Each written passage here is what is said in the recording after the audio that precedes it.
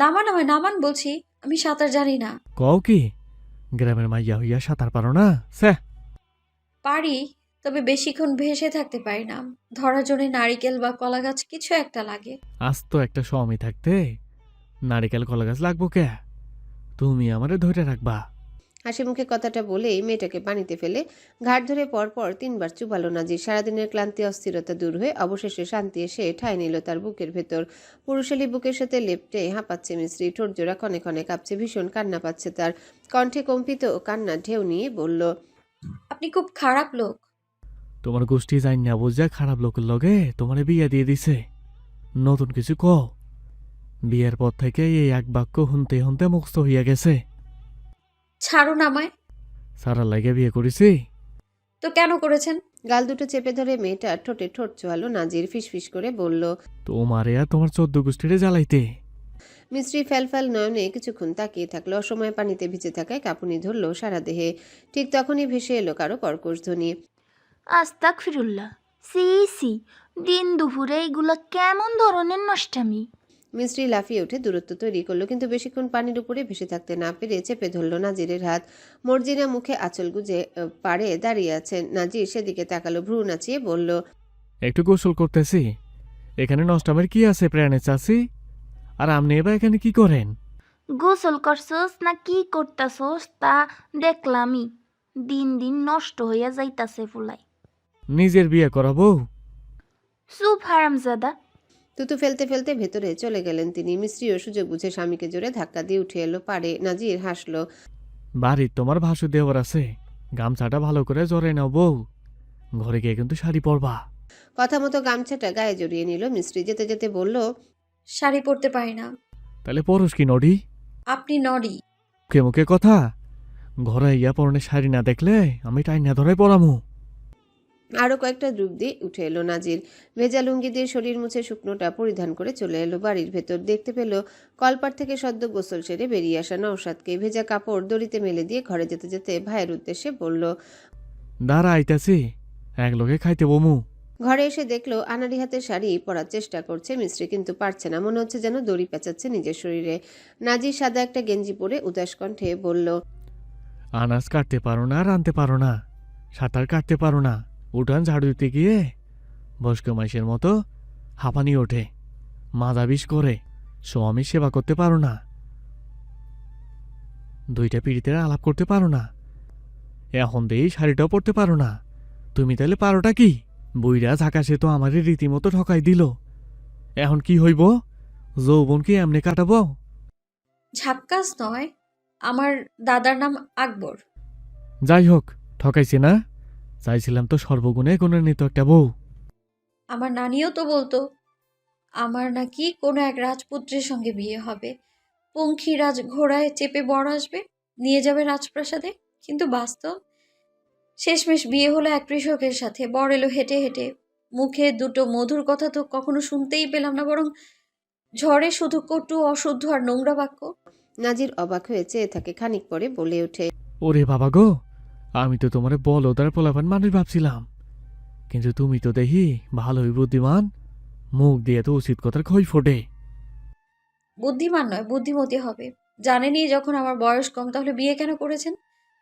আপনাকে আমি বিয়ে করতে চেয়েছি নাকি? তোমার দাদাই পিছন পিছন 2 সপ্তাহ ঘুরছে। তাতে কি? আমার মতামত কেন নেননি? আমি তো এই বিয়েতে রাজি ছিলাম না। আমায় জোর করে করা বিয়ে দেয়া হয়েছে।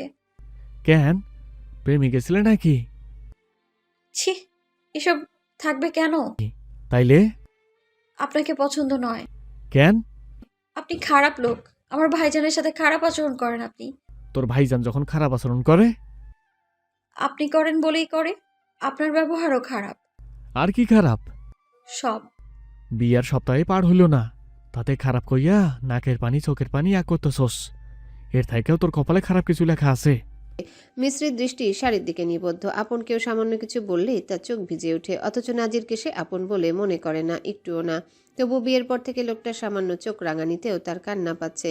এটাই কি সেই 3 কবুলের সক্ষমতা? নাজির দৃষ্টি না সরিয়ে জিজ্ঞাসা করে, আবার ঘরে গেছিলা? দুপুরে খাওন দিছিলা? না, কেন? কেউ বলেনি। তোমার শ্বশুর কেডাই কইয়া দিব? কাল থাইকা দুপুরে খাওন তুমি খাওয়াবা, সকাল আর রাইতেরটা আমি খাওয়াই দেবো। আমার ভয় করে। কেন, ভূত নাকি? উনি কেমন করে যেন তাকায়, মুখ দিয়ে কি সব শব্দ করে। কথা কইতে পারে না, জিব্বার ডকা কাটা, সারাক্ষণ বিছনায় পইরা থাকে। হঠাৎ মানুষ দেখলে উত্তেজিত হইয়া যায়, কথা কইতে চায়, দেখতে দেখতে অভ্যাস হইয়া যাইব। এমন অবস্থা কিভাবে হয়েছে? কেন, তোমার দাদাই কয় নাই? মিস্ত্রি অবাক হয়। দাদাজান জানে? জানবো না কেন, করেছে তো হেই। নাজির ঘর থেকে বেরিয়ে গেল। মিস্ত্রি বাকরুদ্ধ হয়ে তাকিয়ে রইল সেদিকে। শেষ কথাটা বোধগম্য হলো না। দাদা করেছে মানে? তার দাদা নিতান্তই ভালো মানুষ, অন্যায় না করলে নিরপরাধ কারোর সাথে গলা উঁচিয়ে কথা পর্যন্ত বলেন না। তিনি কি না? না, আর ভাবতে পারছে না মিস্ত্রি। নাজির মিথ্যে বলছে, লোকটা একটা মিথ্যুক। দিনের সব কাজ সেরে সামিউলদের ফটকের সিঁড়িতে বসে আছে কলিমের মা। মাগরিবের আজান দিলেই চলে যাবে বাড়ি। মর্জিনা নিজের বারান্দায় বসে পান খাচ্ছেন। বিথি বিলি কেটে দিচ্ছে তার চুলে। ঘর হতে ভেসে আসছে বাংলার ছড়াসুর। মায়ের নির্দেশে সুমা গলা ফাটিয়ে পড়ছে। ফরিদা ঘর থেকে বেরিয়ে এলেন, খুচরো টাকা গুনিয়ে বাড়ি দিয়ে বললেন, লে ধর, কাইল একটু সকাল সকাল আইয়া পড়িস। কেন, আবার কোনো অনুষ্ঠান আছে নাকি? অনুষ্ঠান না, আয়েশার শ্বশুর বাড়ি থেকে মেহমান আইব, তাই একটু আয়োজন করমু। বিয়ার সময় তো সবাই আইতে পারে নাই, তাই বউ দেখার উসিলায় একটু দাওয়াত খাইয়া যাইব। বউদা আর কি আছে, নিজের ভাইয়ের বউ তো আর না, চাচাতো ভাইয়ের বউ। কি যে কস না, আমাগো বাড়িতে আপন ভাই আর চাচাতো ভাইয়ের মধ্যে কোনো পার্থক্য আছে? সবাই এক দাদার নাতি নাতনি, রক্ত এক শাহ বংশের রক্ত। তুই কলিমরে লইয়া আইয়া পড়িস, একেবারে রাইতের খাওন খাইয়া বাড়িতে যাবি। কলিমের মা খুশি হলেন বলেই মনে হলো। হেসে বললেন, আমনে আসলেই ভালো মানুষ ভাবি, যত দেই ততই অবাক হই। এই যে গহনা লইয়া নাজির যে কাণ্ডটা করলো, আমনে কিন্তু একটুও রাগলেন না, ঠিকই মায়া দেখাইতাছেন। ফরিদা পিড়ি পেতে বসলেন। গ্রিলে রাখা অর্ধসমাপ্ত নারিকেল পাতার পাটিটা নিয়ে বুনতে লাগলেন। মৃদু হেসে বললেন, তুই একটু বেশি বেশি কস। কলিমের মা সে কথায় গুরুত্ব দিল না। নজরে পড়ল জগ হাতে কলপার যাওয়া মিস্ত্রিকে। বললেন, এই মায়েরা দেখলেই আমার হে বদনামের কথা মনে পড়ে। দুনিয়াত কি মায়ের অভাব পড়ছিল? আমগো নাজির একটু ঘাওড়া হইলেও পোলা ভালা, চেহারা সুরত আর বংশ ভালা, বুঝলে এর থেকেও 1000 গুণ সুন্দরী চরিত্রবান মাইয়া পাওয়া যাইতো। কিন্তু না, স্যারের বদনামটা মাইয়াই ঘরে আনলো। সি। বলেই মাটিতে একদলা থুতু ফেললেন তিনি। ফরিদা এক পলক সেদিকে তাকালেন, বিপরীতে কিছু বললেন না। কলিমের মায়ের কণ্ঠস্বর ফাটা বাঁশের মতো, তাই কথাটা ঠিকই কর্ণগোচর হলো মিস্ত্রির। কোনো দিকে না থেকে দ্রুত হেঁটে প্রবেশ করলো সে কলপার। দুপুরের খাবার বিকেলে খেয়ে আবার বাড়ি থেকে বেরিয়েছে নাজির। যাওয়ার আগে সে মিস্ত্রিকে ভালো করে বলে দিয়েছে, উঠানে শুকনা কাপড় আইনা ভাজ করে রাখবা, জগ আর কলসিতে পানি ভইরা হারকিন জ্বালাই দিবা সব ঘরে। আইয়া কোনো খুদ পাইলে খবর আছে কিন্তু। কলসিটা বড় আর ভারী হওয়ায় কাকে নিতে পারছে না মিস্ত্রি, তাই সেটা আগেই ভোরে কোনো মতে হেঁচড়ে ঘরে নিয়ে গিয়েছে সে। এবার নিচ্ছে জগ। উঠোনের মাঝামাঝি আসতেই ডাক পড়ল কলিমের মায়ের। ওই মাস্টার বাড়ি মাইয়া, দেখাও যাও গা কেন? ফরিদা কথাটা সংশোধন করে দিলেন। এখন মাস্টার বাড়ির মাইয়ার পরিচয় আর নাই, এখন ওই সাহাগো বাড়ির বউ, নাজিরের বউ কইবি। আমি তো নাজিরের বউ হিসেবে মানতেই পারি না। তোর মানা না মানাই নাজিরের কি? তাদের কথার মাঝে মিস্ত্রি জগ হাতে এগিয়ে এলো। সব কথা শুনে ফেলায় ভীষণ অস্বস্তি হচ্ছে। কলিমের মা সরু দৃষ্টিতে কিছুক্ষণ তার দিকে তাকিয়ে থেকে নাক সিটকে বললেন, বউ মানুষ, নাক ফুল পরো নাই কেন? নাকি ফোড়ানো না? মর্জিনা মুখ বাঁকিয়ে বললেন, না, এইটা লইয়াই তো বউ ভাতে কাণ্ড হইয়া গেছিল। নাজির কইছিল পরে ফুরাইয়া দিতে। এইগুলো তো বাপের বাড়ি থেকে কইরা দেওয়া হয়। কি গো বউ, এত বড় ঘরের মাইয়া হওয়ার পরেও এই অবস্থা কেন? নিয়মের বালাই নাই?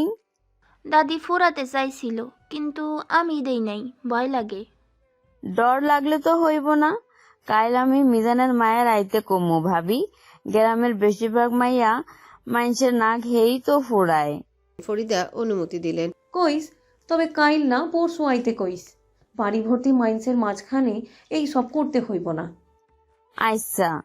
নাজিরের কপালটা খারাপ, একে তো বাপ মা পায় নাই, ভাইটাও ঠকাইলো, তার ওপর বউ পাইছে যাতা। কোনো কামের না গোছাছি, রান্ধন বারণ পারে না, বাপের বাড়ি থেকে ঘর সাজানিও দেয় নাই। আমার বিয়ার সময় আমার আব্বাই আমারে সব দিছিল। ফরিদা বিরক্ত হলেন এসব কথায়, বললেন, ওই তো দিছে কম দামি কিছু সাজানি, যা 1 বছরের মাথায় ঘুনে খাইছে। সেগুন কাঠ তো দিতে পারলো না। যা সামর্থ্যে কুলাইছিল তাই দিছে আম্মা। আমার বাপ তো অত নাম করা বড় লোক না। সবাই মিলে যে তাকে আর তার পরিবারকে অপমান করছে মিস্ত্রি তা খুব ভালো করে বুঝে গেল। রাগ নিয়ন্ত্রণ রেখে বলল, আমার দাদা ঘর সাজানো থেকে শুরু করে সংসারে যাবতীয় যা যা লাগে সবই সঙ্গে দিতে চেয়েছিলেন, কিন্তু আপনাদের বাড়ির ছেলেই তা নেয়নি, বরং আমায় যেই 6 ভরির হারটা দেওয়া হয়েছিল সেটা পর্যন্ত ফেরত দিয়ে এসেছে। তাই আমার পরিবার নিয়ে অযথা কিছু বলবেন না। মায়ের মুখে দিয়ে কথার ফুলঝুরি, এত বড় মুখ কেমনে করো? তোমার বদনাম কিন্তু এখনো ধামাচাপা পড়ে নাই। কিসের বদনাম? যে অন্যায় করিনি সেই অন্যায়ের দায় আমার নয়। কেডা দেখছে অন্যায় করছো নাকি করো নাই? নেহাত আমগর নাজিরে আসিল তাই শেষ রক্ষা হইছে। কথাগুলো বিয়েও তো ভাঙছে শুনিলাম। আস্তে কোন চাচ্ছি, নাজিরের কানে গেলে আবার সমস্যা হইব। দুপুরে তার বউরে 2টা কথা কইছি দেখে যেই রাগ দেখাইলো। মিস্ত্রি সেখানে আর দাঁড়ালো না, ঘুরে হাঁটা ধরলো ঘরের দিকে। এই মহিলাগুলো জঘন্য। এখন এমন মহিলা সে শেষ দেখেছিল নিজের আপন ছোট ফুপুকে। তারপর দিনের আলোয় আধার ভর করলো। হাঁস মুরগি খোপে ঢুকিয়ে গোয়ালে রেখে যে যার ঘরে গিয়ে দরজার খিল আটলো। দূর থেকে ভেসে আসতে লাগলো বন্য শেয়ালের ডাক। বিদ্যুৎহীন ঘরে সামান্য হারিকেনের আলোয় মাগরিবের নামাজ পড়ে হাঁটুতে থুতনি ঠেকে ভীতু হয়ে বিছানায় বসে রইল মিস্ত্রি। হঠাৎ করে তার মন খারাপ হলো। এই বাড়ির মানুষেরা অদ্ভুত আচরণে ছদ্মবেশ। যা লিলিটাও কেমন যেন বউ ভাতে ভাব করলেও তারপর থেকে এড়িয়ে যায় তাকে। মিস্ত্রি কি খারাপ মেয়ে? তার সাথে কেন এমন করে সবাই? ঝিঝি পোকার ডাকের সাথে তাল মিলিয়ে দরজায় টোকা পড়ল। পরপর বেশ কয়েকবার মিস্ত্রি কাপা স্বরে জিজ্ঞাসা করলো, কে? তোমার স্বামী ময়না পাখি। স্বস্তির নিঃশ্বাস ফেলে উঠে গিয়ে দরজা খুলে দিল মিস্ত্রি। দৃষ্টিগোচর হলো নাজিরের ক্লান্ত মুখখানা। চোখজোড়া ঘুমের অভাবে বসে গেছে। তাকে পাশ কাটিয়ে ভেতরে ঢুকে পরনের গেঞ্জিটা আলনায় খুলে রেখে বিছানায় শুয়ে পড়ল সে। মিস্ত্রি দরজা আটকে এসে মুখের দিকে ফ্যালফ্যাল নয়নে তাকিয়ে রইল বেশ কিছুক্ষণ। শিওরে বসে আচমকায় চুলের ভাঁজে হাত রাখলো নাজির। চোখ খুলে তাকালো না। ঘটনাটা তার 26 বছরের জীবনে প্রথম ঘটেছে। ক্লান্ত হয়ে ঘরে ফেরার পরেই প্রথম যত্ন নিয়ে তার মাথায় কেউ হাত বোলাচ্ছে। মিস্ত্রি জিজ্ঞাসা করলো, কোথায় গিয়েছিলেন? হাটে কাম আসিল। সারাদিন শুধু কাজই করেন, একটু বিশ্রাম নিতে পারেন না?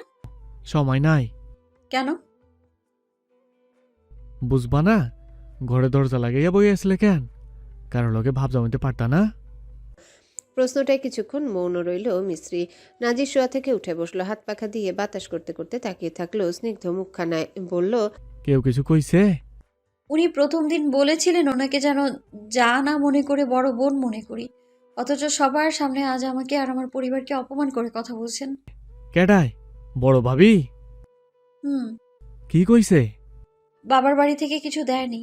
তুমি কি কইছো? ওরা দিতে চাইলেও আপনি নেননি।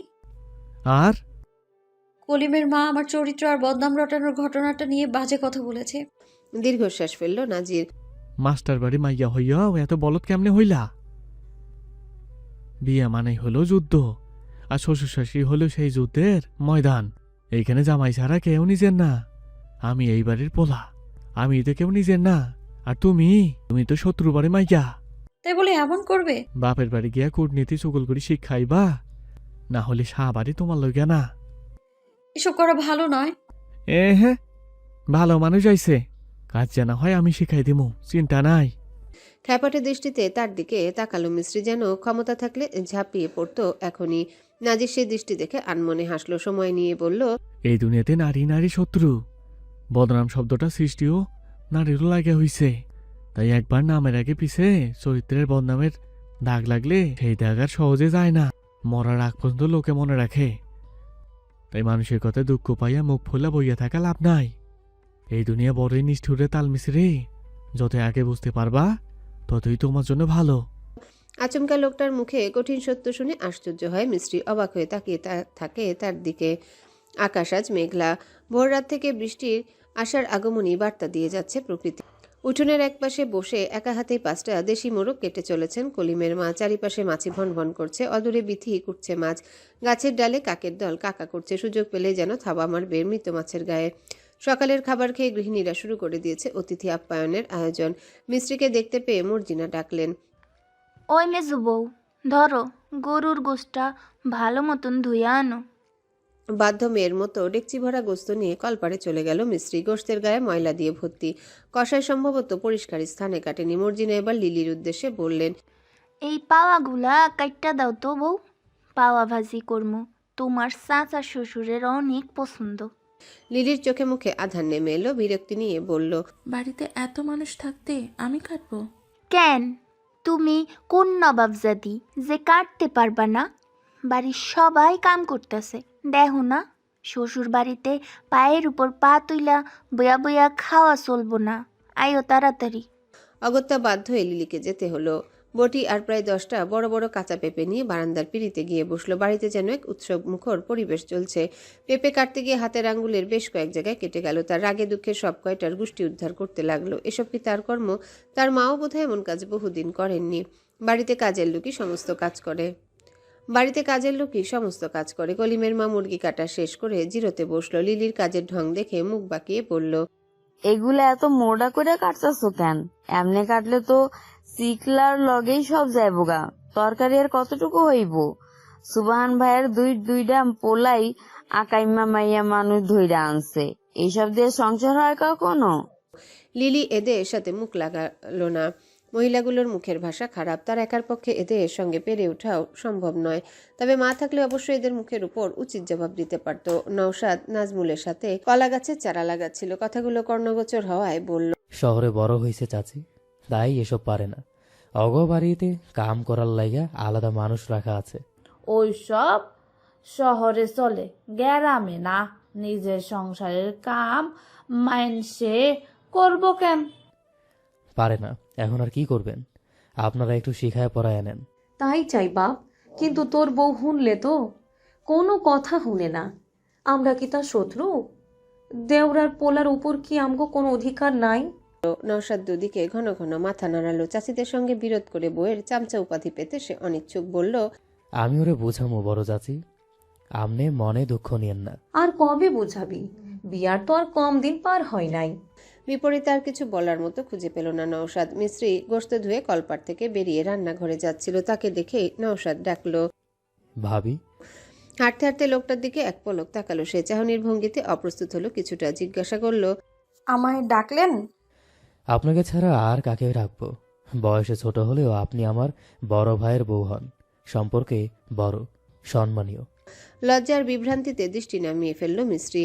এত বড় একটা লোক তাকে ভাবি ডাকছে, আবার আপনি বলে সম্বোধনও করেছে। ভাবতে বিস্ময়ে ভরে ওঠে মন। নওশাদ জিজ্ঞাসা করল, ভাই কই? সকাল থেকে একবারও দেখা পেলাম না। বাড়িতে নেই, খেতে গেছে। কিছুক্ষণ থম মেরে দাঁড়িয়ে থাকে নওশাদ। তারপর সবার উদ্দেশ্যে বলে ওঠে, আমরা আজ বিকেলের ট্রেনেই শহরে ফিরে যাচ্ছি। কথা শেষ হতে না হতেই ফরিদা আশ্চর্য হয়ে বলে উঠলেন, কি কস? আইজ? হ্যাঁ, গতকালেই যাওয়ার কথা ছিল, কিন্তু যাইনি। আগে কইলি না কেন? বাড়িতে কুটুম আইব, আর তোরা যাবি গা? এখন যাচ্ছি না, বিকেলে যাচ্ছি। ভাইকে আগেই জানিয়ে রেখেছিলাম। ফরিদা যে অসন্তুষ্ট হলেন বুঝাই গেল। জোগাড় যন্ত্র শেষে রান্নার আয়োজন শুরু হলো। মিস্ত্রিকে পাশে বসিয়ে ফরিদা তাকে সঁপে দিলেন মশলা বাটার কাজ। কিছুক্ষণ অনভিজ্ঞ হাতে শিলের উপর পাথর পিষতেই তালুতে জমাট বেঁধে গেল রক্ত। ফরিদা তা দেখে দীর্ঘশ্বাস ফেললেন। বললেন, বাদ দেও এডা, যাও চুলা ধরাও। এটা তো পারো নাকি? এটাও মিস্ত্রি পারে না। মুখ ছোট হয়ে গেল তার। ফরিদা নিজেই মশলা বাটতে শুরু করে দিলেন। বাটা মশলা দিয়ে গরুর গোশত ভালো করে মাখিয়ে চুলায় চাপাবেন। বাড়ির সবাই তার হাতের মাখানো গোশত খেতে ভীষণ পছন্দ করে। মেয়েটার মুখ দেখে আশ্বস্ত করে বললেন, সমস্যা নাই, তোমার অন্য শাশি শাশুড়ি আর জায়ের মতন বকমু না। বস্তা থেকা শুকনা পাতা বাহির কইরা চুলার মুখে ঢুকাও। এরপর কুপি জ্বালাইয়া পাটখড়ির মাথায় আগুন ধরাইয়া চুলার ভিতরে রাইখা ওর পাইপ দিয়ে ফু দাও। যতক্ষণ আগুন ধরবো ততক্ষণ পর্যন্ত ফু দিতেই থাকবা। কথা মতো তাই করতে লাগলো মিস্ত্রি। আগুন ধরাতে গিয়ে তার পরনের পোশাক, তার হাতে মুখে লেখে গেল কালি। বহু কসরতের পর শেষমেশ চুলায় জ্বলে উঠল আগুন। ততক্ষণে মশলা বেটে গোস্ত মাখানো শেষ। ফরিদার পাতিলটা চুলায় বসিয়ে বললেন, এইবার গা গোসল দিয়ে আইও যাও, বহুত কাম করছো। একটু পর মেহমান দিয়া বাড়ি ভইরা যাইব, তখন আর গিয়া গোসল করতে পারবা না। নতুন বউ সাইজা সুন্দর কইরা তৈয়ার হইও। গহনাগাটি বেশি বেশি কইরা পরবা কিন্তু। মিস্ত্রি মাথা নাড়িয়ে উঠে চলে আসে। এই বাড়িতে ভালো মানুষ হিসেবে এই মহিলাকে আপাতত তার মনে ধরেছে। ঘরে প্রবেশ করতে জগ থেকে সরাসরি মুখে পানি ঢেলে খাওয়া নাজিরকে দেখতে পেল সে। মিস্ত্রি কথা না বলে আলনা থেকে কাপড় নিতে গেল। নাজির প্রশ্ন করলো। কয়লাতে গিয়ে গড়াগড়ি করছিলে নাকি? মুখের এই অবস্থা কেন? প্রশ্নবিদ্ধ দৃষ্টি নিয়ে পেছনে ফিরে তাকালো মিস্ত্রি। টেবিল থেকে ছোট আয়নাটা নিয়ে মুখের সামনে ধরতে চমকে গেল। কপালে গালে কালি লেগে আছে। দ্রুত ওড়না দিয়ে মুছতে মুছতে বলল। চুলা জ্বালাতে গিয়ে হয়তো লেগে গেছে। বিপরীত থেকে আর কোনো সারা শব্দ না পেয়ে জিজ্ঞাসা করলো। কোথায় গিয়েছিলেন? কেন? খুব মনে পড়তেছিল? মোটেও না। আচ্ছা, কাপড় রাখার জন্য একটা আলমারি লাগবে। সব কাপড় কি আলনায় রাখা যায়? আর কি লাগবো? বড় একটা আয়না। এই ছোট আয়নায় শুধু মুখ দেখা যায়। বড় আয়না? ড্রেসিং টেবিল আমাদের বাড়িতে আছে। তোগো বাড়ি? হুম, কোনটা? আমার বাপের বাড়ি। তাহলে আমগো মারাস কেন? বিয়ের পর তো বাড়ি এইটা। আমগো বাড়ি মানে জামার বাড়ি বুঝাবি। এটা শ্বশুর বাড়ি। একটা দিমু, এটা আমি নিজের পরিশ্রমে টাহাই বানাইছি। তোমার শ্বশুরের ভিটা ওই পাশটা। ওপাশের মাটির বাড়ি। হ। এবার বলেন কবে কিনে আনবেন? টেহা নাই পরে। আপনি একটা গরিব লোক। যা বাপরে গিয়ে জিগাই আয়, গরিব লোকের কাছে বিয়া কেন দিছে? নেহাত সালিশে সাহায্য করেছিলেন বলে। তার লাগিয়া বিয়া দিয়ে দিব। দিয়েছে তো। অন্য কারণ আছে? কল কাঠে তোমার শয়তান দাদাই লাড়ছে। বুড়া শরীরে অনেক বিষ। একদম এসব বলবেন না, খারাপ হবে কিন্তু। কি খারাপ করবা? বলবো না। বিয়ের আগের রাতে দুই ভাই বোন মিল্লা যে পালানোর চেষ্টা করছিলা, তা পারছিলা নাকি? সেই তো নাজি সাহের বই হয়ে আসতে হইছে। কয়দিন পর ডজন ডজন পোলাপাইনের মা হইয়া যাইবা। আটকে উঠল মিস্ত্রি। হাত থেকে গামছাটা পড়ে গেল নিচে। চোরা দৃষ্টিতে পিছু তাকাতেই নাজির শব্দহীন হেসে উঠল। তুমি কি ভাবছিলা ময়না পাখি নাজি জানবো না? গ্রামে এমন কিছু নাই যা নাজি জানে না। তোমার আমার মিল উপর থেকে সেট করা। নালে তুমিও পটাইলাম না, বদনাম করলাম না, কখনো কোনো ইঙ্গিত পর্যন্ত দিলাম না। তাও আমার ভাগ্যে হাইয়া কেন পড়লা তুমি? তোমাকে বংশ আমাকে যা শত্রু, সেই ছোট বলে থাইকা এই শত্রুতা দেখা বড় হইছি। তোমার ভাইগুলোকে আমার ভাইগো মারামারি কত শত্রুতা, তাহলে বিয়ে হইল কেমনে? দৃষ্টিতে বিস্ময় জমে মিস্ত্রি। নাজির মাথায় টোকা মারে। থাক, এত সব মাথায় দিয়েন না বউ। শুধু মনে রেখেন, জন্ম মৃত্যু বিয়া সব আমাকে জন্মের আগে থেকে আল্লাহ লেখা রাখছেন। ভাগ্যে না থাকলে কখনো কিছু হইতো না। রিজিকের মালিক আল্লাহ, ধনী গরিব বিষয় না। বিষয় হইতেছে হালাল হারামের। কামাই কাম তবে সব হালাল। বড় মুখ কইরা কইতে পারবো জামাইয়ের হালাল কামাই খাওয়া। নাজির গামছাটা তার হাত থেকে কেড়ে নিয়ে বেরিয়ে যেতে লাগলো ঘর থেকে। আজ সারাদিন আর কাম নাই। কাপড় গোছাও, আগে গোসলটা সাইডে আসি। এক লোকে করতে চাইলে পিছিয়ে পিছিয়ে আসতে পারো। সে কথা শ্রবণনালী পর্যন্ত পৌঁছালো না মিস্ত্রির। এই বাড়িতে এসে থেকে রহস্য রহস্য গন্ধ পাচ্ছে সে, কিন্তু কিছুতে যেন উদ্ঘাটন করতে পারছে না। বোঝা হওয়ার পর বাড়ি ফিরে এই প্রথমেই নাজির লোকটার সাথে দেখা হয়েছিল তার। পূর্বে কখনো নাম শুনেছিল কিনা তাও ঠাউর করতে পারে না। সত্যি কি সব ভাগ্য? অবিশ্বাসের অবকাশও অবশ্য থাকে না। মিষ্টি বরাবরই তাকদিরে বিশ্বাসী। গোসলের জন্য বের হলো কলপাড় বা পুকুর পাড়ে নাজির গেল না। গলায় গামছা লুঙ্গি ঝুলিয়ে বাদরের মতো উঠে বসলো পেয়ারা গাছের উঁচু ডালে। নিচে দাঁড়িয়ে আছে আব্দুল্লাহ আর সুমা। শোরগোল শুনে মিস্ত্রি বেরিয়ে এলো ঘর থেকে। স্বামী নামক লোকটাকে গাছের আগায় বসে থাকতে দেখে রাগত স্বরে চেঁচিয়ে বলল। আপনি না গোসল করতে গেলেন? পেয়ারায় কামড় দিতে গিয়েও থেমে গেল নাজির। হঠাৎ কিছু মনে পড়ার ভঙ্গিতে বলল। ওহো, ভুলিয়া গেছি। দেখো কত হরবি হইছে, খাইবা? বাজে লোক, এতক্ষণে আমার গোসল হয়ে যেত। আপনার জন্যই দেরি হয়েছে আমার। নেও খাও। বলেই একটা পেয়ারা ছিঁড়ে তার দিকে ছুঁড়ে মারল নাজির। মিস্ত্রি দ্রুত নিরাপদ দূরত্বে সরে গিয়ে বিড়বিড় করে বকতে বকতে পোশাক নিয়ে কলপাড়ে ঢুকলো। কলপাড়ের ছাদ খোলা। ভেতরে দাঁড়িয়ে গাছপালার আকাশ দেখা যায়। চারিদিকে ইটের দেয়াল হলেও দরজাটা টিনের। পেয়ারা গাছটা তার পাশেই। এই তো ওখানে দাঁড়িয়ে স্পষ্ট নাজিরকে দেখা যাচ্ছে। এমনকি পেছনে ঘুরলে নাজিরও ভালো করে ভেতরটা দেখতে পাবে। মিস্ত্রি আবারও বেরিয়ে এলো। পূর্বের মতোই চেঁচিয়ে বলল। নিচে নেমে আসুন। সুমা হাতের পেয়ারাটা অর্ধেক খেয়ে ডাকলো। চাচা, আরেকটা দেই?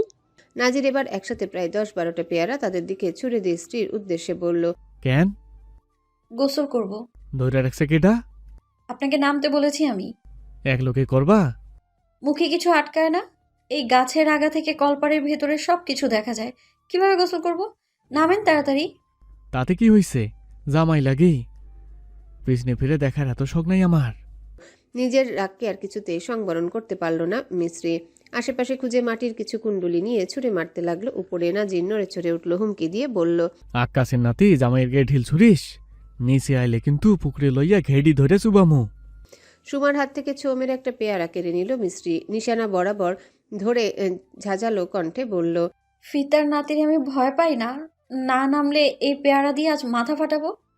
কয়েক সেকেন্ডের জন্য বোকা বনে গেল নাজির। ফিতাকে ভাবতে গিয়ে আতকে উঠল। সে চেঁচিয়ে বলল, তুই আমার দাদারে ফিতা কইলি?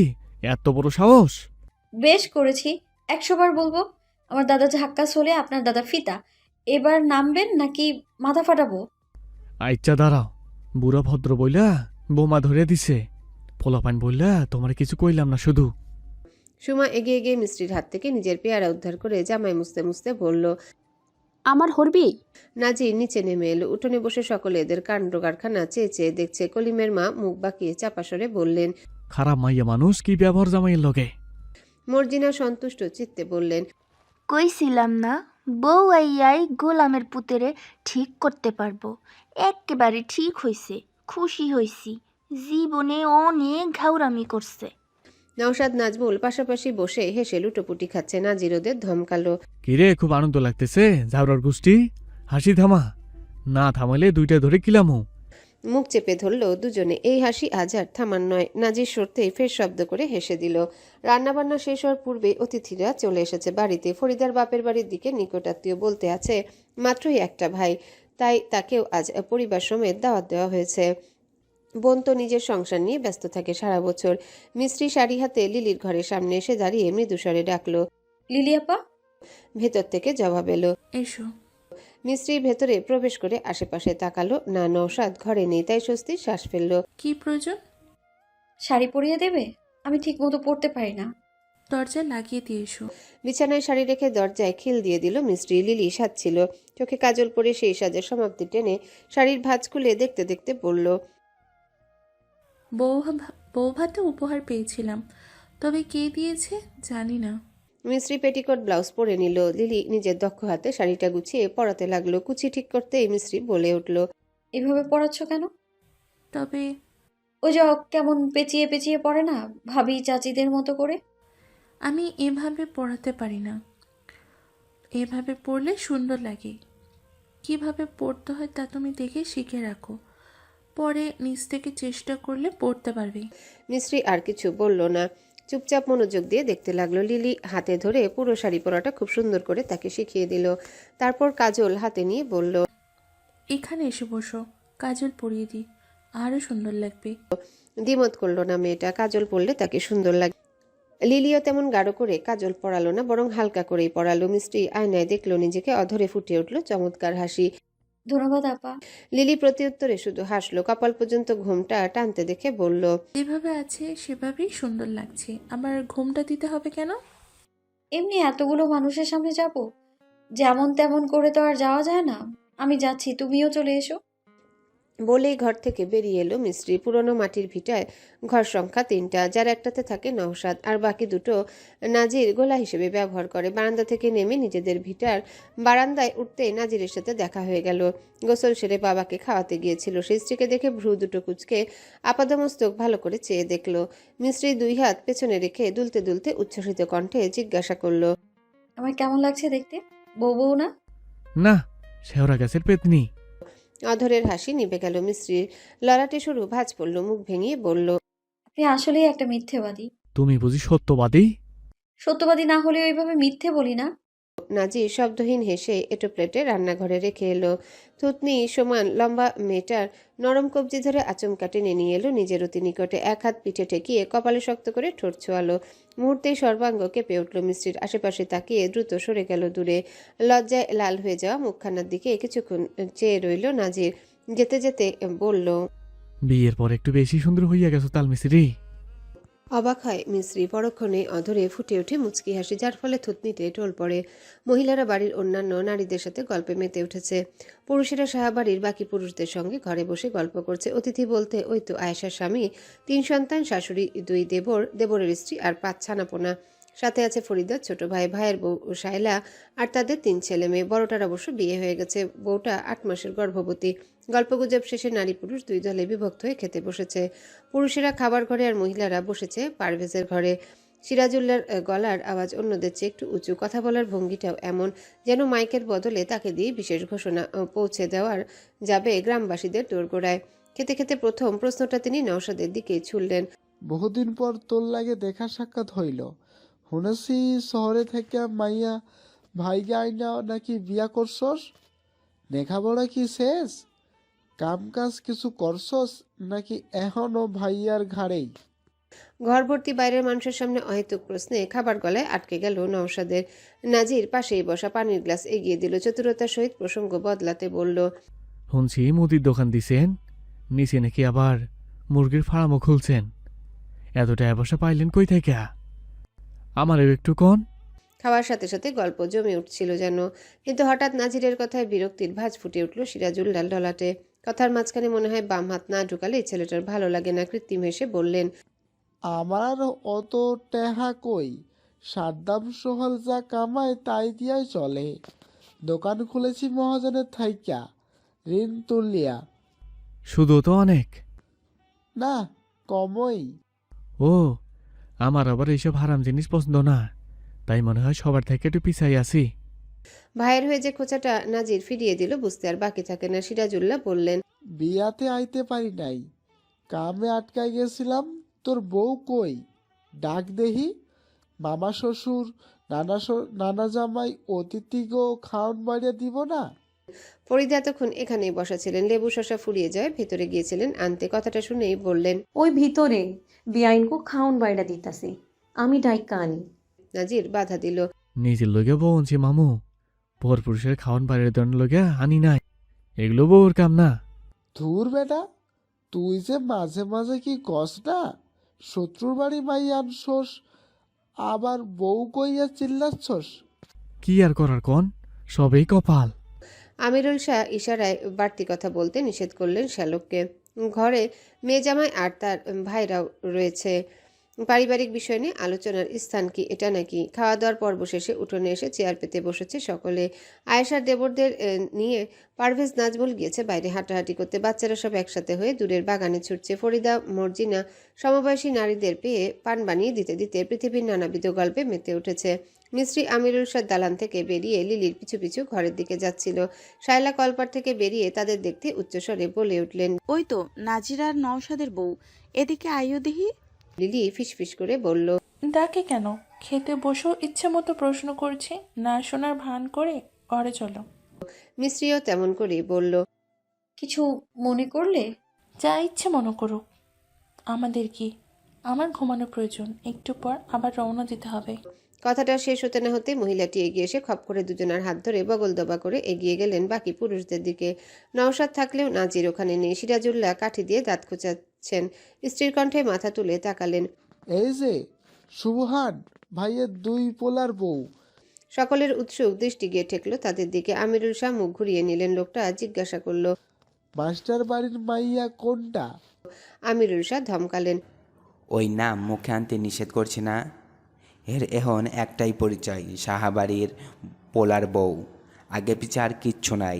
চেতনা ক দুরা ভাই, তো নাজির ভাইয়ের বউ কোনটা?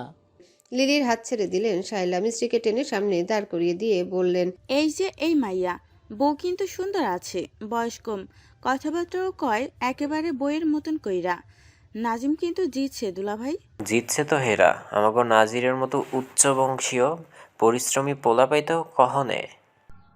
ভাবি কিন্তু আসলে অনেক সুন্দর, একেবারে পরিল্লাহান, বহুদিন পরে এমন পরি দেখলাম।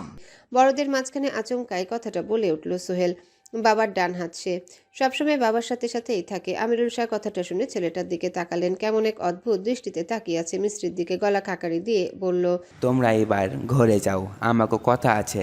পুরুষ মানুষের আলোচনায় মহিলা মানুষ থাকা আমার পছন্দ না। অবশেষে হাফ ছেড়ে বাঁচল 2 যা, কিন্তু সোহেলের দৃষ্টি সরল না। এক দৃষ্টিতে তাকিয়ে রইল তাদের যাওয়ার পথে। টিনের চালে ঝুমঝুম বৃষ্টি পড়ছে। কোনো এক অদৃশ্য রোষে ক্ষণে ক্ষণে গর্জে উঠছে আকাশ। বৈরী প্রকৃতির ছায়ায় ঘর জুড়ে খেলা করছে ঘোর অন্ধকার। দিনের পর দিন এভাবেই কেটে যায়। শ্রাবণের অবসান ঘটিয়ে আগমন ঘটে ভাদ্রে। তারপর ধীরে ধীরে সেও সময় স্রোতে বিদায় নিলে আশ্বিন এসে নিঃশব্দে ঠাঁই নেয় ধারায়।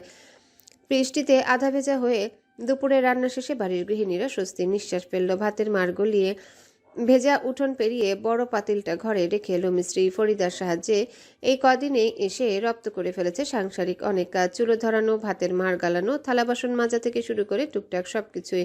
এখন শুধু রান্না বান্নাটাই যা বাকি। বৃষ্টির তেজ কিছুটা কমতেই গোসল সেরে নেয় মিস্ত্রি। গামছা দিয়ে চুল মুছে ভেজা চুলে খোপা করে কপাল পর্যন্ত ঘুমটা টেনে সোজা চলে যায় খাবার ঘরে। গরম ভাত, সুগন্ধি লেবু আর দেশি মুরগির ঝোল নিয়ে প্রবেশ করে শ্বশুরের ঘরে। তাকে দেখে আনন্দে আটখানা হয়ে ওঠেন শোভানালিশা। বাচ্চাদের মতো নাড়াতে থাকেন হাত। মিস্ত্রি গ্লাসে পানি ঢেলে ভাত মাখাতে লাগলো। আজ দেশি মুরগি আর কয়েক পদের ভর্তা তৈরি করা হয়েছে। আপনি তো আবার ঝাল খেতে পারেন না, তাই ঝাল দেওয়ার আগেই আপনার জন্য উঠিয়ে রেখেছিলাম। মাখানো শেষে মুখে লোকমা তুলে দিতে শব্দ করে চিবোতে লাগলেন সুবহানালিশা। প্রথম এই মানুষটাকে মিস্ত্রি ভয় পেলেও এখন আর পায় না। নাজিরি 1 মাস ধরে জোর করে নিজ তত্ত্বাবধানে বাবাকে স্ত্রীর হাতেই খাবার খাইয়েছে। সুবহানালিশাও বুঝদার মানুষ। ছেলের হাতে খাওয়ার সময় বাচ্চাদের মতো আচরণ করলেও পুত্রবধূর কাছে বেশ শান্তশিষ্ট থাকেন। মুখের খাবার শেষ করে হয়তো কিছু বললেন তিনি, কিন্তু মিস্ত্রি কিছুই বুঝলো না। দ্বিতীয় লোকমা মুখে নিয়ে আন্দাজে বলল, আপনার বড় ছেলে বাড়িতে নেই। সকালের খাবার খেয়ে বাবু সাহেব সেজে শহরে গিয়েছেন। কেন গিয়েছে আমায় বলে যাওয়ার প্রয়োজন মনে করেনি। খেতে খেতে এই কথাগুলো মনোযোগ সহকারে শুনলেন তিনি। মিস্ত্রি পুনরায় বলল, তবে এবার কণ্ঠে জমা হলো অভিযোগ। আপনার ছেলেটা একদমই ভালো নয়। কোনো শিক্ষা দীক্ষা দেননি। সারাক্ষণ মুখ দিয়ে পচা কথা বের হয় তার, আমাকে বকে, বাবার বাড়িতেও যেতে দেয় না। মেয়েটার ঠোঁট উল্টানো দেখে সুবহানালিশার মায়া লাগলো। ঘ্যার ঘ্যার আওয়াজ করে বাম হাতটা নাড়িয়ে ইশারায় বললেন, ছেলে বাড়ি ফিরলে আচ্ছা মতো শাসন করবে তাকে। মিস্ত্রি কিছুই বুঝে না। খাওয়ানো শেষ করে সাবধানে মুখ মুছিয়ে দিয়ে কিছু ঔষধ সেবন করালো। তারপর উঠে দাঁড়িয়ে বলল, আমি এখন যাই, আপনি বিশ্রাম নিন। তা শুনে লোকটার মুখ ভার হয়ে এলো। এই একা ঘরে সঙ্গীহীন জীবন তার একদম ভালো লাগে না, অথচ কেউই যেন বুঝতে চায় না। শুধু নিয়ম করে 3 বেলা খাইয়ে চলে যায়। মাঝে মধ্যে মায়ের চোখে ফাঁকি দিয়ে ছোট্ট আব্দুল্লাহ আসে।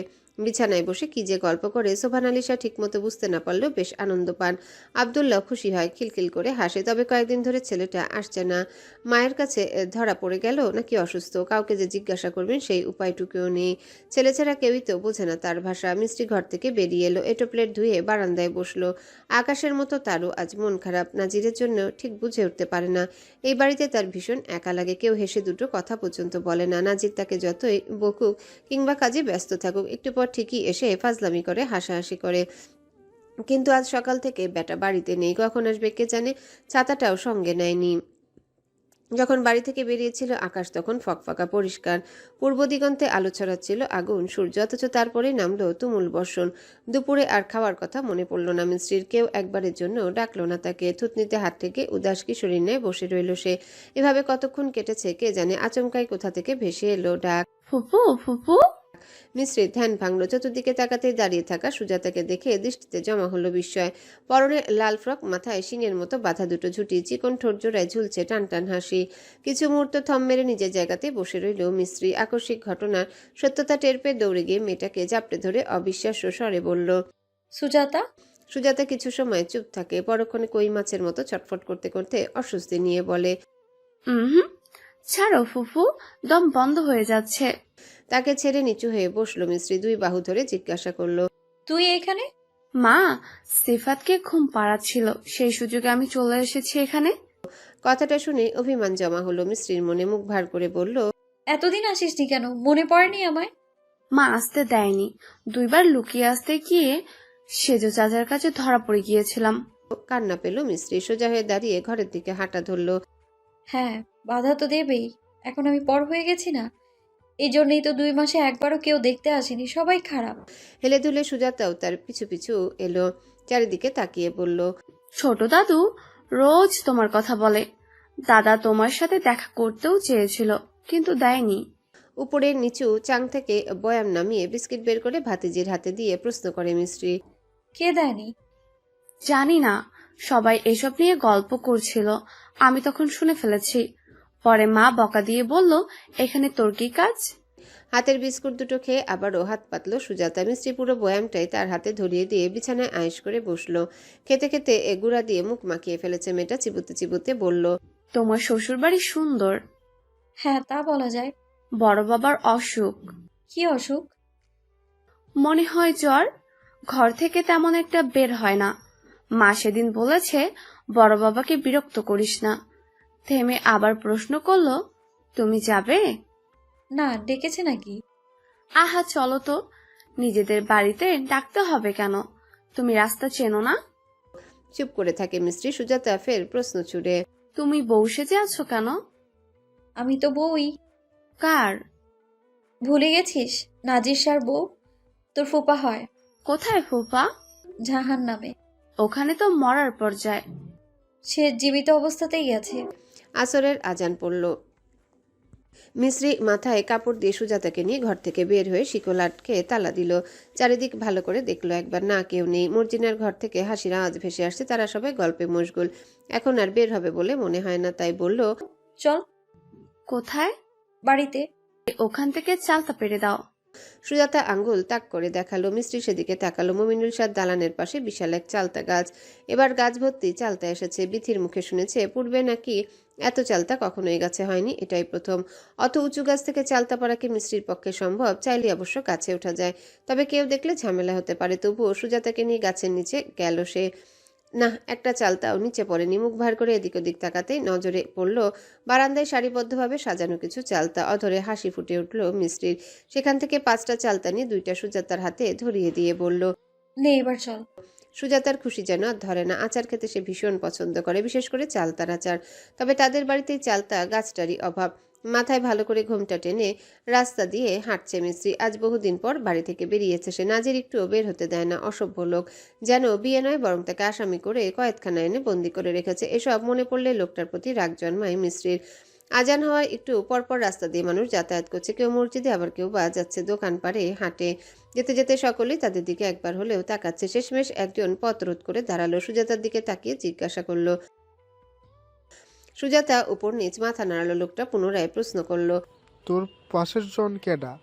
তোর মায়া? সুজাতা জিভে কামড় দিল। না, আমার ফুফু। কোনটা? সুজাতার হাত চেপে ধরল মিস্ত্রি। নিচু মাথাটা তুলে সোজা তাকালো। লোকটাকে চিনতে তেমন অসুবিধা হলো না। সেদিন বিচার সভায় এই লোকটাও উপস্থিত ছিল। কি নাম যেন? মিন্নত ব্যাপারী বোধ হয়। মিস্ত্রি আর দাঁড়ালো না সেখানে। পাশ কাটিয়ে সোজা হেঁটে চলে গেল। মিন্নত ব্যাপারী ঘাড় ফিরিয়ে তাদের যাওয়ার পথে তাকিয়ে বিড়বিড় করলো, ওহ, নাজির সাহার বউ। কাঁচা রাস্তার এখানে সেখানে কাদা পানি জমেছে। পা রাখলে ডেবে যাচ্ছে, নয়তো ছিটকে উঠে পোশাক নষ্ট হচ্ছে। বৃষ্টি থেমেছে, কিন্তু আকাশের তর্জন গর্জন আর তীব্র বাতাস এখনো থামেনি। সাবধানে পা ফেলে গন্তব্যে পৌঁছে গেল দুজনেই। বাড়ির ভিতর পা রেখে বুক ভরে শ্বাস নিল মিস্ত্রি। বহুদিন পর সবকিছু আপন আপন লাগছে। এই তো তার বাড়ি। বিয়ের আগে ছিল, এখন শুধু বাপের বাড়ি। হাতে ধরা চালতাগুলো দালানের সিঁড়ির উপর রেখে শাড়ির আঁচল কোমরে গুজে নেয় সে। মনের সুখে সারা উঠোন জুড়ে দৌড়ে বেড়ায়। ঢিল ছড়ে জলপাই গাছে। সেই ঢিলে জমিনে লুটিয়ে পড়ে একটি আধা পাকা জলপাই। সুজাতা দৌড়ে গিয়ে তা তুলে নিল হাতে। আবদার করে বলল, আরো পেরে দাও ফুফু। মিস্ত্রির কর্ণকুহরে সে কথা পৌঁছালো না। খাঁচা থেকে সদ্য মুক্তি পাওয়া বিহঙ্গ সে কি করবে তাই যেন বুঝে উঠতে পারছে না। ভেতর থেকে চেঁচাতে চেঁচাতে সৈয়দুন্নেসা বেরিয়ে এলেন। কেডা ধীরসিরে, কার এত বড় সাহস? বাইরে এসে বেশ অবাক হলেন বৃদ্ধা। হঠাৎ থেমে গেল তার তেজদীপ্ত কণ্ঠস্বর। মিস্ত্রি দৌড়ে এসে জাপটে ধরল দাদিকে। কাঁধে গাল ঘষে আহ্লাদ নিয়ে জিজ্ঞাসা করলো, কেমন আছো বুড়ি? আলহামদুলিল্লাহ ভালা। তুই কেমনে আসলি? সুজাতা দাম্ভিক কণ্ঠে বলল, আমি নিয়ে এসেছি। তাদের কথোপকথনের শব্দে পারুল, দিলারা বেগম, পলিও বেরিয়ে এলো ভেতর থেকে। মেয়েকে দেখতে আহ্লাদে আটখানা হয়ে উঠলেন পারুল। বুকের সাথে জড়িয়ে নিলেন আদরে। আমার মিছরি, কতদিন পর দেখলাম আমার মাইয়া ডারে। ননদকে দেখে পলির খুশি আর ধরে না। দিলারা আশেপাশে তাকিয়ে কাউকে খুঁজলেন। জিজ্ঞাসা করলেন, জামাই কই? উত্তর দিল না মিস্ত্রি। পারুল বিরক্তি নিয়ে বললেন, মাইয়া ডারে কতদিন পর দেখলাম। প্রশ্ন ছাড়ো তো বুবু, আয় ভিতরে আয় আম্মা। মুখটা শুকাইয়া গেছে একেবারে। দুপুরে খাইছোস? দুদিকে মাথা নাড়ালো মিস্ত্রি। পারুল আতকে উঠলেন, হাই হাই, কেন? কত বেলা হইয়া গেছে, এতক্ষণ ধইরা তুই না খাওয়া? কেমন বাড়িত বিয়া দিছে, আমার মাইয়া ডারে না খাওয়াইয়া রাখছে। হাই হুতাশ করতে করতে রান্নাঘর থেকে থালা ভর্তি ভাত মাছ নিয়ে এলেন পারুল। সিঁড়িতে বসালেন মেয়েকে। সৈয়দুন্নেসা চাপা স্বরে বললেন, আহা বউ, এগুলা কেমন কথা? তোমার মাইয়া কি সুরো পোলা পাইন মানুষ? অন্যেরে কইয়া খাওয়াইতে হইব কেন? নিজের পেটের খাবার নিজে জানে না? শাশুড়ির কথা শুনেও শুনলেন না পারুল। আচ্ছা করে ভাত মাখিয়ে মেয়েকে খাইয়ে দেওয়ার মনোযোগী হলেন। এতদিন ধরে মায়ের হাতের বড় বড় লোকমার অভাব বোধই করছিল মিস্ত্রি। ছোট মামিও অবশ্য খাওয়ানোর সময় এত বড় লোকমাই মুখে ঠেসে দিত, কিন্তু মায়ের মতো কি আর কেউ হয়? খাওয়াতে খাওয়াতে করুণ গলায় পারুল জিজ্ঞাসা করলেন। ওইখানে খাওয়ার অনেক কষ্ট না রে মা? উত্তর দিল না মিস্ত্রি। মুখে খাবার নিয়ে সিফাতের সাথে খোঁচাখুচি করতে সে ব্যস্ত। দিলারা জিজ্ঞাসা করলেন, ওই বাড়ির সবাই কি একলগেই খায় নাকি ভিন্ন? রান্ধন বাড়ন কেডাই করে? ছোট চাচারা আলাদা খায়, রান্নাঘরও আলাদা। আমরা খাই বড় চাচাদের সাথে। রান্না করে বড় চাচি আর ভাবি। আমি রান্না পারি না বলে রোজ বকে। সব দোষ তোমাদের, তোমরা শেখাওনি কিছুই। দুঃখে পারুলের চোখের কোণে অশ্রু জমল। স্বামীর উপর রাগও হলো। অন্য সময় হলে তো মেয়ের জন্য ভালোবাসা উতলে পড়ে, দোষারোপ করে তাকে, যেন মায়ের থেকে মাসির দরদ বেশি। অথচ ঠিকই নিজের ছোট্ট মেয়েটাকে নরকে ঠেলে পাঠিয়েছে। বাম হাত দিয়ে মেয়ের হাতটা টেনে নিলেন। সূচক শব্দ করে উঠল মিস্ত্রি। পারুল আটকে উঠলেন। কি হয়েছে দেখি দেখি। বাম হাতটা চোখের সামনে ধরতে এক মুহূর্তের জন্য থমকে গেলেন তিনি। বুড়ো আঙ্গুলের কাছটায় ঠোসা পড়ে কালচে হয়ে গিয়েছে চামড়া। এবার নিজেকে আর সামনে রাখতে পারলেন না পারুল। গলায় কান্না দলা পাকিয়ে এলো। নাক টেনে শাশুড়ির উদ্দেশ্যে অভিযোগের সুরে বললেন, দেখেন আম্মা দেখেন, সুন্দর নরম হাতটার কি অবস্থা হইছে। আব্বাই আর আমনের পোলা মিল্লা আমার মাইয়াডার জীবনটা শেষ কইরা দিছে। চুপ থাহাও তো। দুনিয়া তোমারই, শুধু মাইয়া আছে আর কেউ নাই। কম গালমন্দ তো করো নাই এই মাইয়ারে, বরং আরো ছোটকালে বিয়া দিয়া দিতে চাইছিলা।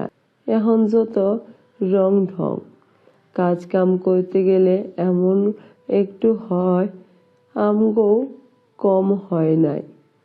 আমার যখন প্রথম বিয়া হয়েছিল তখন আমার বয়স আছিল 11। আমি কি মইরা গেছি নাকি জীবন ধ্বংস হইয়া গেছে? সময় থাকতে কাম শিখলে আজ এমন হইতো না।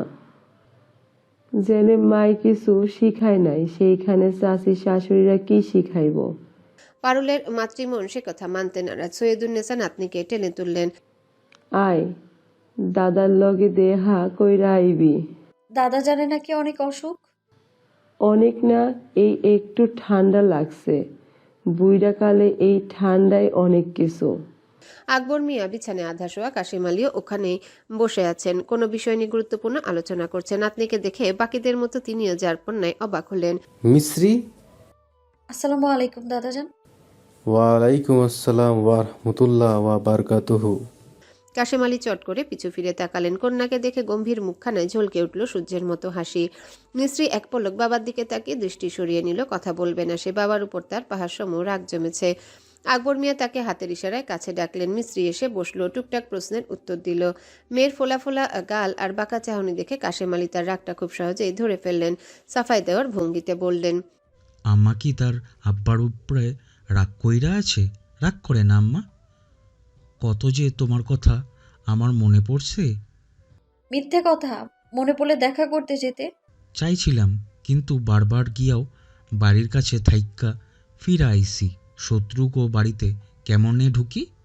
তাহলে শত্রুদের বাড়িতে বিয়ে কেন দিয়েছো? প্রশ্নের উত্তর ভদ্রলোকের কাছে নেই। অসহায় দৃষ্টিতে পিতার দিকে তাকালেন। আকবর মিয়া বললেন, একলা একলা আইসুস দাদু? তো কার সাথে আসবো? সুজাতা গিয়েছিল আনতে। নাচ জামাই কই, হে জানে? বাড়িতে থাকলে তো জানবে, সেই সকালে শহরে গিয়েছে। তার মানে নাচ জানাইয়া ইয়া পড়ছস। বাড়ির বাকি মানুষগো তো কওয়া উচিত আসিল। কাকে বলবো? প্রয়োজন ছাড়া কেউ আমার সাথে ভালো করে কথাও বলে না, শুধু শত্রুর মেয়ে করে দূরে সরিয়ে রাখে। আমি ওখানে আর যাব না। কাশিম আলী পিতাকে আর কিছু বলতে নিষেধ করলেন। মেজাজ খারাপ হয়ে গিয়েছে তার। দাঁতে দাঁত পিষে জিজ্ঞাসা করলেন, নাজির কিছু কয় না হেগো? ওনার সামনে কিছু বললে তো? একবার বলেছিল, তাতেই আচ্ছা মতো বকা দিয়েছিল। তারপর থেকে আর সাহস পায় না। যা বলে সব ওনার অগোচরে বলে, আর ওনাকে দেখলেই চুপ। বজ্জাত মহিলা। নাজির কেমন? ভালো না। কেন, কিছু কইছে হারামজাদায়? গায়ে হাত তুললে ওর জান লইয়া লমু। না, হাত তোলে না, তবে শুধু বকে, কথা শোনে না। এবার কিছুটা নিশ্চিন্ত হলেন কাশেম আলী। দিনটা চমৎকার। বহুদিন পর নিজেকে একজন ব্যক্তিত্ববান পুরুষ মনে হচ্ছে নওশাদের। গত মাসে এই শ্বশুরবাড়ি ছেড়ে স্ত্রীকে নিয়ে উঠে এসেছে একটা ভাড়া বাড়িতে। এলাকা কিছুটা ঘিঞ্জি, বাসাও হয়তো ছোট, তবে এখানে যেন সে পাচ্ছে রাজ্যের আনন্দ। কারো কাছ থেকে তো অন্তত আর শুনতে হবে না যে সে ঘর জামাই। পুরুষের সম্মান, আনন্দ সবকিছুর মূল যেন এখানে। আত্মসম্মান ছাড়া পুরুষ মানুষের আর কি বা থাকে পৃথিবীতে। লেখাপড়ার পাশাপাশি শহরের এক টিউন গ্যালারিতে পার্ট টাইম চাকরি নিয়েছে সে। দুপুর থেকে রাত 8টা পর্যন্ত চলে সেই কাজ। সকালে বাড়িওয়ালা ছেলে মেয়েকে প্রাইভেট পড়ায়। দুজনে এবার উচ্চ বিদ্যালয়ে পড়ে। কাজ শেষে বাড়ি ফিরে ক্লান্ত শরীর নিয়ে দরজায় কড়া নাড়ল নওশাদ। ততক্ষণে রাত নেমেছে ধরণীতে। ভেতর থেকে দরজাটা খুলে দিল লিলি। আজ তার চেহারা থেকে অন্যরকম এক জৌলুস ঠিকরে পড়ছে। চোখে মুখে প্রশান্তি, ঠোঁটে মিষ্টি হাসি। ভেতরে ঢুকতে খানিকটা থমকে গেল নওশাদ। বিছানার চাদর পাল্টানো, ঘর ভর্তি নতুন আসবাবে। লিলি গ্লাসে করে পানি এনে তার দিকে বাড়িয়ে দিয়ে বলল, নাও খাও, খুব ক্লান্ত লাগছে তাই না? যাও তাড়াতাড়ি গিয়ে হাত মুখ ধুয়ে এসো, আজ গরুর গোশত রান্না করেছি। পানির গ্লাসটা ধরল না নওশাদ, সরাসরি প্রশ্ন করল, কে এসেছিল বাড়িতে? মেজো ভাইয়া। এই রেফ্রিজারেটর, খাবার টেবিল, সোফাও কি তারাই দিয়ে গিয়েছে? হ্যাঁ। কেন? কেন আবার? নতুন সংসার আমাদের, ফাঁকা ঘর দেখতে ভালো লাগে, তাই ভাইয়াকে দিয়ে বাবা সব পাঠিয়ে দিয়েছে।